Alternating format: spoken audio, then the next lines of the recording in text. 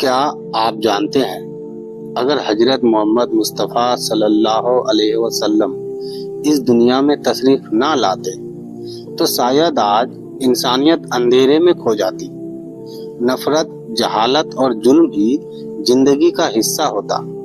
لیکن اللہ تعالیٰ نے 12 ربیع الاول کے دن اس دنیا کو سب سے بڑی نعمت بخشی، اور وہ نعمت ہے ہمارے نبی صلی اللہ علیہ وسلم، اور اسی یاد کو تازہ کرنے کا نام ہے میلاد النبی صلی اللہ علیہ وسلم۔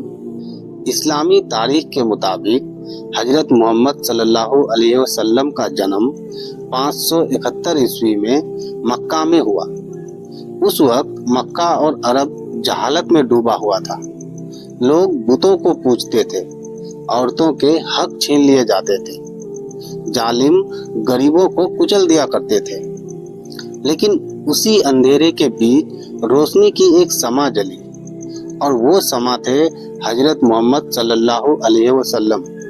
40 سال کی عمر میں غار حرا میں پہلی بار قرآن کی آیتیں نازل ہوئی، اور وہ آیت تھی اقرا بسمی ربک الذی خلق، یعنی پڑھو اپنے رب کے نام سے جس نے تمہیں پیدا کیا۔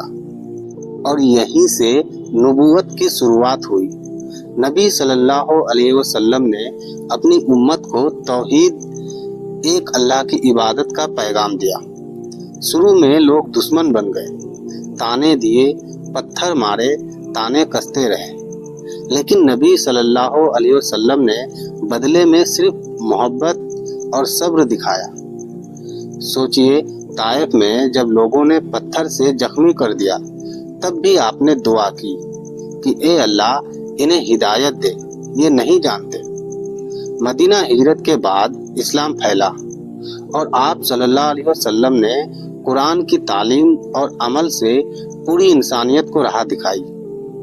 آپ نے یتیموں کا سہارا بنے، عورتوں کو عزت دی، غلاموں کو آزادی دلائی، اور پڑوسیوں کا حق بتایا، اور سب سے اہم، امت کے لیے ہر وقت روتے روتے دعا کی۔ یہاں تک کہ آخری وقت میں بھی آپ کی زبان پر بس یہی تھا، میری امت، میری امت۔ تو اب سوال یہ ہے کہ میلاد النبی کیوں مناتے ہیں؟ میلاد النبی کیوں منایا جاتا ہے؟ تو بھائی، میلاد النبی صرف ایک دن کی خوشی نہیں ہے۔ یہ دن ہمیں یاد دلاتا ہے کہ جس نبی صلی اللہ علیہ وسلم نے ہمیں اندھیرے سے نکال کر روشنی دی، ہمیں ان کی سیرت اپنانی ہے۔ اصلی میلاد تب ہے جب ہم جھوٹ چھوڑ دیں اور سچائی پر چلے، نفرت چھوڑ کر محبت پھیلائے، غریبوں اور مظلوموں کا سہارا بنے، اور قرآن کی تعلیم کو اپنی زندگی میں اتارے۔ اب سوال آتا ہے کہ میلاد النبی کب سے منایا جانے لگا؟ تو بھائی، صحابہ کرام سیدھے عام طور پر عید کی طرح نہیں مناتے تھے، لیکن وہ ان دنوں کو روزہ رکھتے، عبادت کرتے، اللہ کا شکر ادا کرتے۔ بعد میں مسلم دنیا کے الگ الگ حصوں میں اسے میلاد کے نام سے یادگار بنایا گیا، تاکہ لوگ نبی صلی اللہ علیہ وسلم کی یاد تازہ کریں اور ان کی سیرت کو اپنائیں۔ کچھ لوگ کہتے ہیں کہ 5 ستمبر 2025 میں اسلام کے 1500 سال پورے ہو رہے ہیں۔ اصل بات تو یہ ہے کہ بھائی، اسلام تو آدم علیہ السلام سے ہی چلا آ رہا ہے۔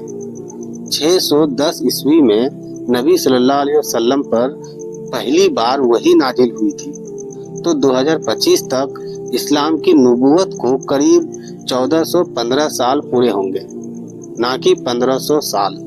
تو بھائیوں اور بہنوں، میلاد النبی ہمیں صرف ایک جشن کا دن نہیں دیتا، یہ دن ہمیں یاد دلاتا ہے کہ نبی صلی اللہ علیہ وسلم آج بھی ہمارے لیے روشنی ہے، ان کی سیرت آج بھی ہماری زندگی کا حل ہے۔